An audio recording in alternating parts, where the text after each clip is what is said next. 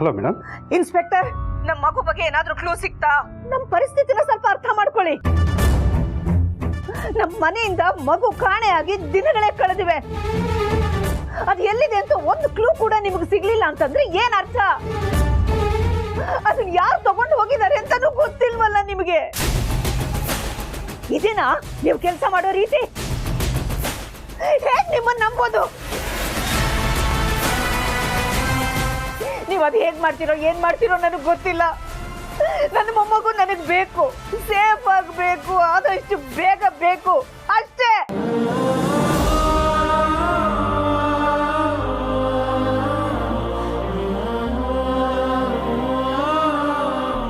ಸಾರಿ inspector, ನಾನು ರಘುರಾಮ್ ಮಾತಾಡ್ತಿದ್ದೀನಿ. ಅಖಿಲ ಮಾತಿಂದ ಬೇಜಾರಾಗಬೇಡಿ. I hope you understand. Kidnap ಆಗಿರೋದು ತುಂಬ ಚಿಕ್ಕ ಪಾಪು. ನಿಮ್ಮ ಪ್ರಾಬ್ಲಮ್ನ ನನಗೂ ಅರ್ಥ ಆಗುತ್ತೆ ಸರ್.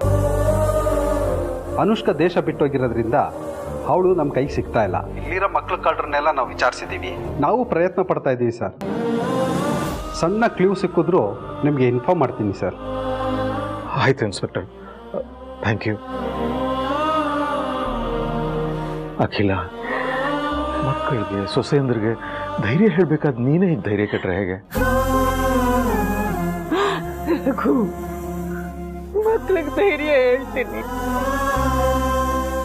ಅದ್ರ ಅರ್ಥ ನನಗೆ ತುಂಬಾ ಧೈರ್ಯ ಇದೆ ಅಂತ ಅಲ್ಲ. ಮಗು ಕಾಣೆಯಾದ ಕ್ಷಣದಿಂದ ಇಲ್ಲಿವರೆಗೂ ಯಾರಿಗೂ ತೋರಿಸ್ಕೊಳ್ದೆ ನನ್ನೊಳಗೆ ನಾನು ಭಯದಲ್ಲಿ ಒದ್ದಾಡು ಹೋಗ್ತಾ ಇದ್ದೀನಿ. ಮನೆಗೆ 2 ಮೊಮ್ಮಕ್ಕಳು ಬರುತ್ತೆ ಅಂತ ಕನ್ಸ್ಕೊಂಡಿದ್ದೆ. ಅದ್ರಲ್ಲಿ ಒಂದು ಮಗುನ ದೇವ್ರು ಕಿತ್ಕೊಂಡ್ಬಿಟ್ಟ. ಅಟ್ಲೀಸ್ಟ್ ಪ್ರೀತು ಜನನಿ ಮಗುನಾದ್ರೂ ಅರಸನ ಕೋಟೆಗೆ ಬೆಳಕಾಗುತ್ತೆ ಅಂತ ತಿಳ್ಕೊಂಡಿದ್ದೆ. ಅದು ಈಗ ಕಾಣೆ ಆಗಿದೆ ಅಂತಂದ್ರೆ ಯಾಕೆ ಆ ದೇವ್ರು ಇಷ್ಟೊಂದು ನಿಷ್ಕರುಣಿ ಆಗ್ಬಿಟ್ಟಿದ್ದಾನೆ? ಆ ದೇವ್ರಿಗೆ ನಮ್ಮೇಲೆ ಕರುಣೆ ಇರೋದಕ್ಕೆ ಅಲ್ವಾ ಒಬ್ಬ ಸೊಸೆಗಾದ್ರೂ ಆರೋಗ್ಯವಂತ ಮಗುನ ಕರುಣಿಸಿರೋದು. ಎಲ್ಲಿದೆ ಎಲ್ಲಿದೆ ಆ ಮಗು?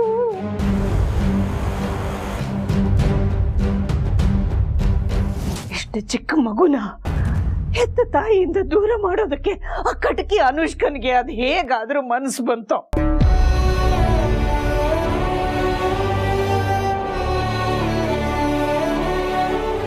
ಅಖಿಲ, ನೀನು ಜನನಿ ವಿಷಯದಲ್ಲಾಗ್ಲಿ ಅವಳು ಹುಟ್ಟುವ ಮಗು ವಿಷಯದಲ್ಲಾಗ್ಲಿ ಏನಾದ್ರೂ ಹರಿಸ್ಕೊಂಡಿದ್ಯಾ?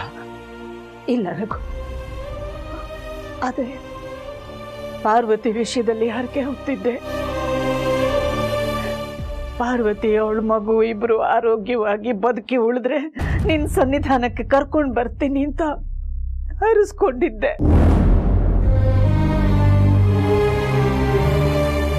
ಪಾರ್ವತಿ ಮಗು ಬಗ್ಗೆ ಹರಿಸ್ಕೊಂಡಿದ್ದೆ. ಆದ್ರೆ ಹರಕೆ ತೀರ್ಸೋ ಅವಕಾಶನೇ ಆ ದೇವರು ಕೊಡ್ಲಿಲ್ಲ.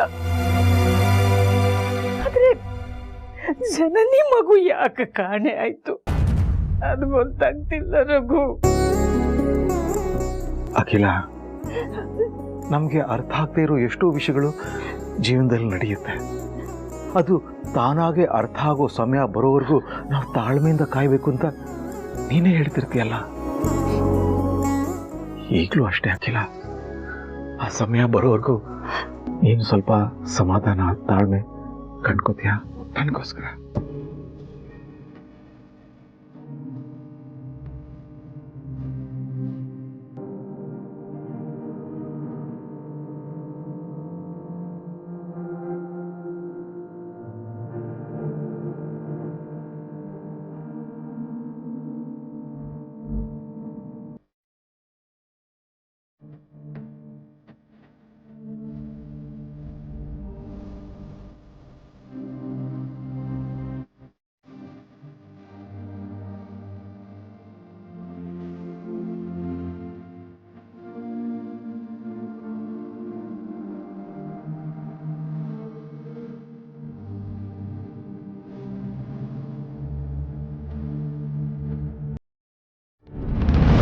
ಹಲೋ ಪುಟ್ಟಿ, ಹಲೋ ಯಜಮಾನ್ರೆ, ನೀವ್ ಯಾಕೇನು ಮಾತಾಡ್ತಾ ಇಲ್ಲ?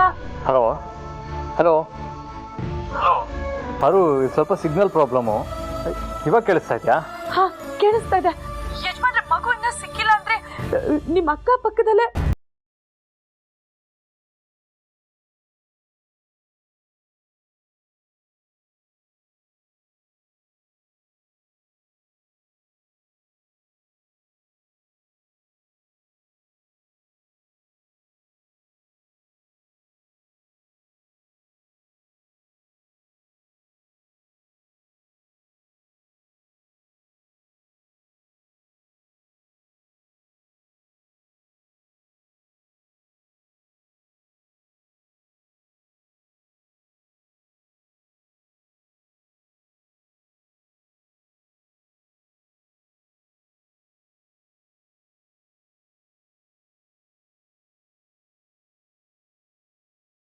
ಯಜಮಾನ್ರೆ, ಜನನಿ ಮಗು ಅಲ್ಲೇ ಎಲ್ಲೋ ಅಕ್ಕಪಕ್ಕದಲ್ಲಿ ಇರ್ಬೇಕು. ಸರಿಯಾಗಿ ಹುಡುಕ್ ನೋಡಿ ಯಜಮಾನ್ರೆ. ಇಲ್ಲ, ಇಲ್ಲಿ ಯಾವ ಮಗುನೂ ಇಲ್ಲ ಪಾರು. ಮತ್ ನನ್ಗೆ ಈಗ ತಾನೇ ಮಗು ಅಳೋ ಶಬ್ದ ಕೇಳಿಸ್ತಲ್ಲ.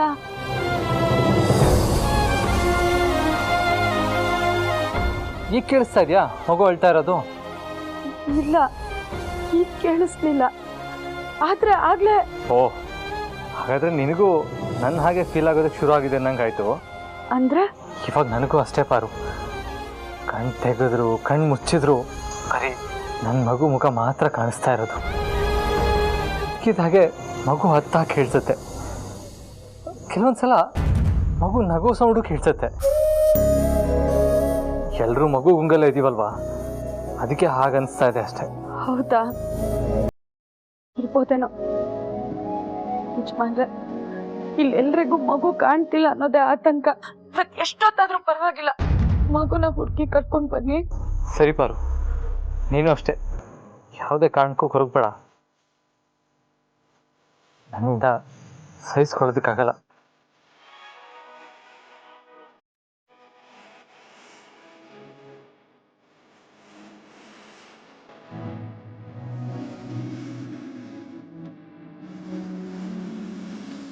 ಯಜಮಾನ್ರು ಮಗು ವಿಷಯ ತಲೆ ಕೆಡಿಸ್ಕೊಂಡು ಒಂದೇ ಸಮನೆ ಹುಡುಕ್ತಾ ಇದ್ದಾರೆ.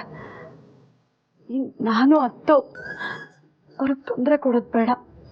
ಯಜಮಾನ್ರು ಮತ್ತೆ ಫೋನ್ ಮಾಡಿದಾಗ ಅಥವಾ ಮನೆಗೆ ಬಂದಾಗ ಮಗು ಕಳೆದೋಗಿರೋ ಯೋಚನೆನ ನನ್ನಲ್ಲೇ ನಾನು ಮುಚ್ಚಿಟ್ಕೋಬೇಕು. ಆದ್ರೆ ಇನ್ನು ಎಷ್ಟು ದಿನ?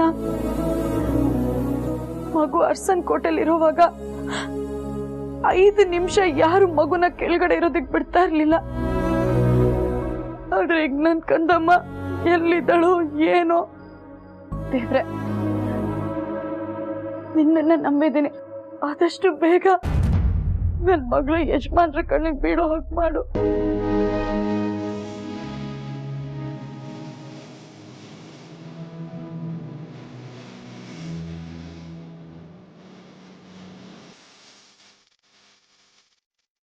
ಅಪ್ಪ, ಸದ್ಯ ಸರ್ತಿ ಆರೋಗ್ಯ ನಮ್ಮೇಲೆ ಅನುಮಾನ ಬರಲಿಲ್ಲ.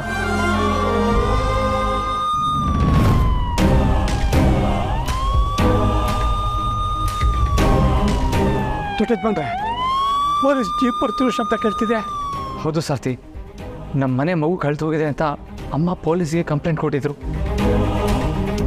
ಇಷ್ಟು ದಿನ ಸಿಟಿ ಒಳಗೆ ಹುಡುಕ್ತಾ ಇದ್ರು, ಇವಾಗ ಆಚೆನೂ ಬಂದಿದ್ದಾರೆ ಅಂತ ಅನ್ಸುತ್ತೆ. ಸರ್ತಿ, ಏನು ಮಾಡೋದೀಗ? ಮೊದಲು ಬಚ್ಚಿಟ್ಕೊಳ್ಳೋಣ ಬನ್ನಿ.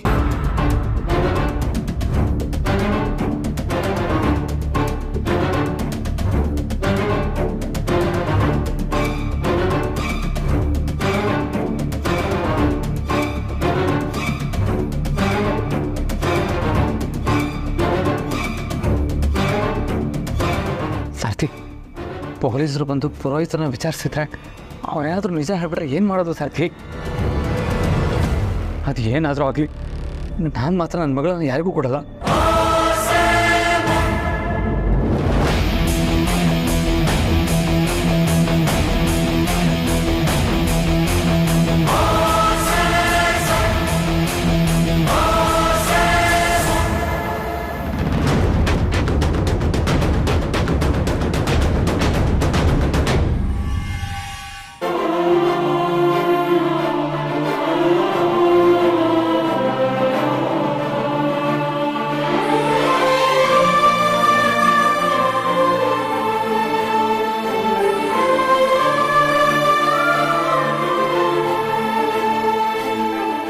ನೀವು ನೀವ್ಯಾರು ಅಂತ ಅನ್ಕೊಂಡ್ರಿ?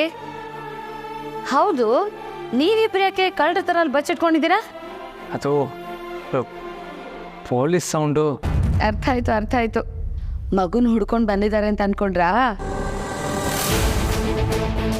ಬಂದಿದ್ದು ಪೊಲೀಸ್ ಜೀಪೇ, ಆದರೆ ಮಗುನ ಹುಡ್ಕೊಂಡಲ್ಲ. ಯಾವ್ದು ಹಳ್ಳಿಗೆ ಹೋಗ್ಬೇಕಿತ್ತಂತೆ, ಅದಕ್ಕೆ ನಿಲ್ಲಿಸಿ ಅಡ್ರೆಸ್ ಕೇಳ್ತಾ ಇದ್ರು.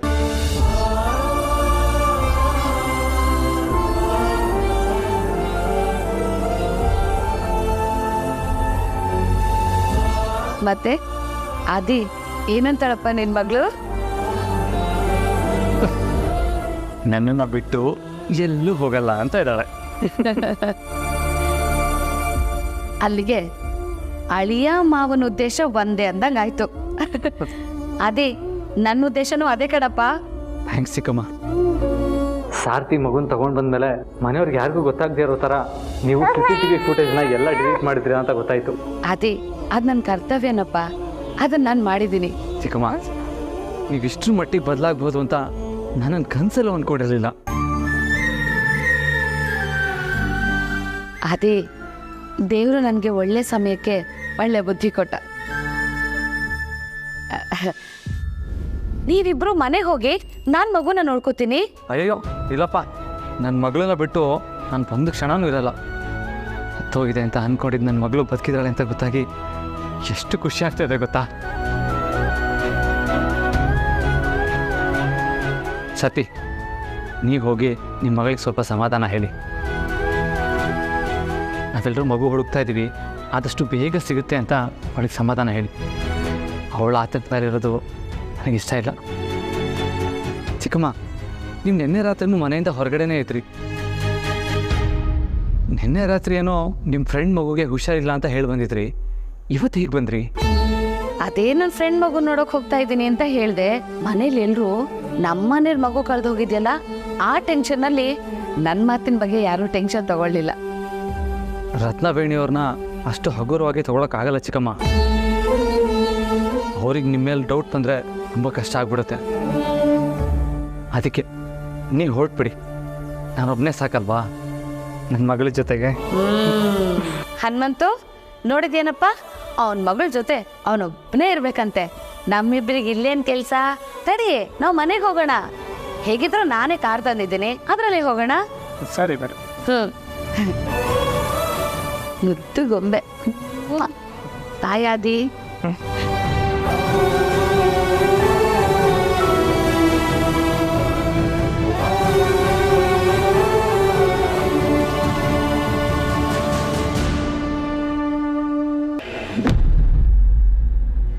ಚಂದನಿ, ನಿಮ್ಮ ಬಾಬಾ ಹೇಳಿಲ್ವಾ ನಾಮಕರಣದ ವೇಳೆ ಅಷ್ಟೊತ್ತಿಗೆ ಮಗು ನಿನ್ನ ಮಡ್ಲಲ್ಲಿರುತ್ತೆ ಅಂತ?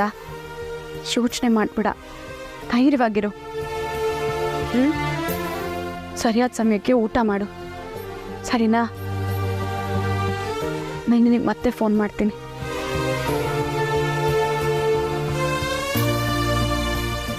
ಅಕ್ಕ, ನಿನ್ನನ್ನು ಅರ್ಥ ಮಾಡ್ಕೊಳ್ಳೋದಕ್ಕೆ ಆಗಲ್ಲ ಅಕ್ಕ.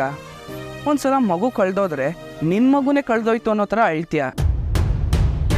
ಇನ್ನೊಂದ್ಸಲ ಜನನಿ ಅಕ್ಕಂಗೆ ನಿಂಗೆ ಕಳೆದೋಗಿರೋ ಮಗು ಸಿಗುತ್ತೆ, ಏನು ಭಯ ಪಡ್ಬೇಡ ಅಂತ ನೀನೇ ಸಮಾಧಾನ ಮಾಡ್ತೀಯ. ಹೇಗೆ ಸಾಧ್ಯ ಅಕ್ಕ? ಒಬ್ಬ ತಾಯಿ ಕಷ್ಟ ಇನ್ನೊಬ್ಬ ತಾಯಿಗೆ ಮಾತ್ರ ಅರ್ಥ ಆಗೋಕ್ಕೆ ಸಾಧ್ಯ. ಆದರೆ ಅದು ಹೇಳಿದ್ರು ನಿನಗೆ ಅರ್ಥ ಆಗಲ್ಲ. ದೊಡ್ಡೋರ ಥರ ತಲೆ ಕೆಡಿಸ್ಕೊಳ್ಳೋದನ್ನು ಬಿಟ್ಟು ಹೋಗಿ ಊಟ ಮಾಡು. ಇಲ್ಲ, ನೀನು ಊಟ ಮಾಡೋವರೆಗೂ ನಾನು ಊಟ ಮಾಡಲ್ಲ. ಗಣಿ, ನಿನಗೆ ಊಟ ಮಾಡು. ಅಪ್ಪ ಬರ್ತಿದ್ದ ಹಾಗೆ ನಾನು ಅಪ್ಪನ ಜೊತೆ ಊಟ ಮಾಡ್ತೀನಿ. ಸರಿ.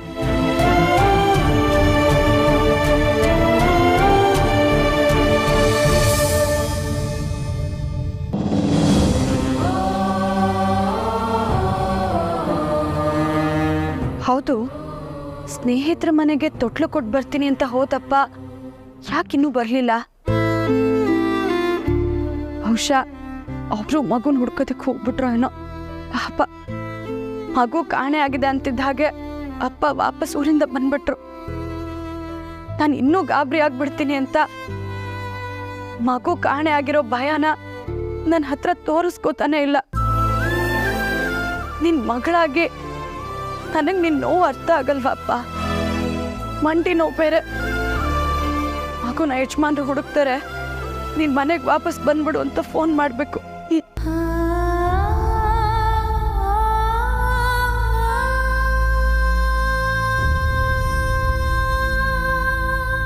ಫೋನೇ ಸಿಗ್ತಾ ಇಲ್ವಲ್ಲ.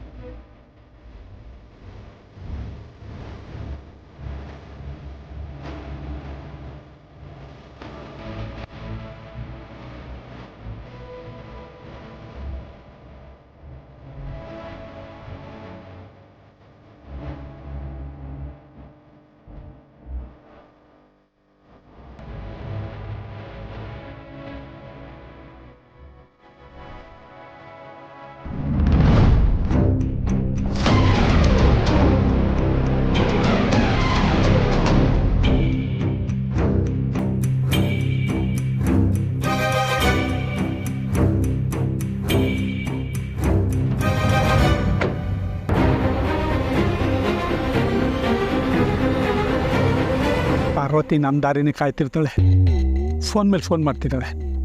ನಾನು ಮನೆಗೆ ಹೊರಡ್ತೀನಿ ಮೇಡಮ್. ಹನುಮಂತು, 1 ನಿಮಿಷ. ಮಗು ತಗೊಂಡು ಹೋದಾಗಿಂದ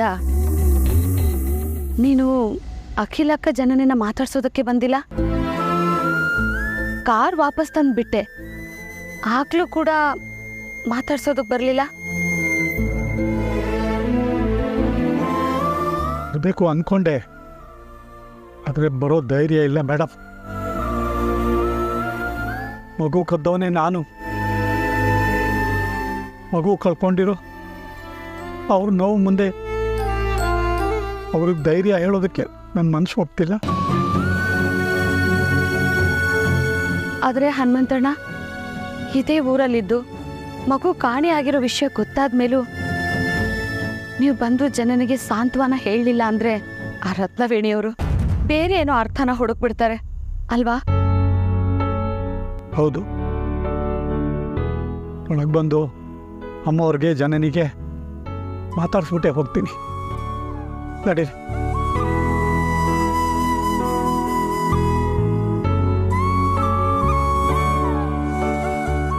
ಒಂದು ಗುಟ್ಕ ಹಾಲು ಕುಡಿಯಮ್ಮ.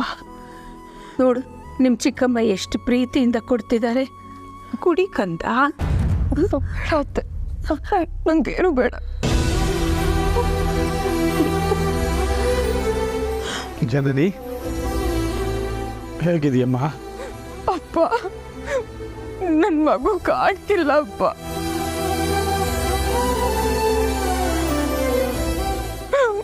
ತುಂಬ ಭಯ ಆಗ್ತಿದೆ. ಬದುಕಿದ್ದೀನಿ ಅಂತ ಹೇಳ್ಬೋದಷ್ಟೆ. ಅಮ್ಮವ್ರೆ, ಅದು ನಾನು ಯಾಕೆ ಬಂದೆ ಅಂದರೆ, ನನಗೆ ಅರ್ಥ ಆಗ್ತಿದೆ ಹನುಮಂತು. ಅರಸನ ಕೋಟೆ ಕಷ್ಟನೆಲ್ಲ ನಿನ್ನ ಕಷ್ಟ ಅಂತ ಅಂದ್ಕೊಂಡಿರೋನು ನೀನು.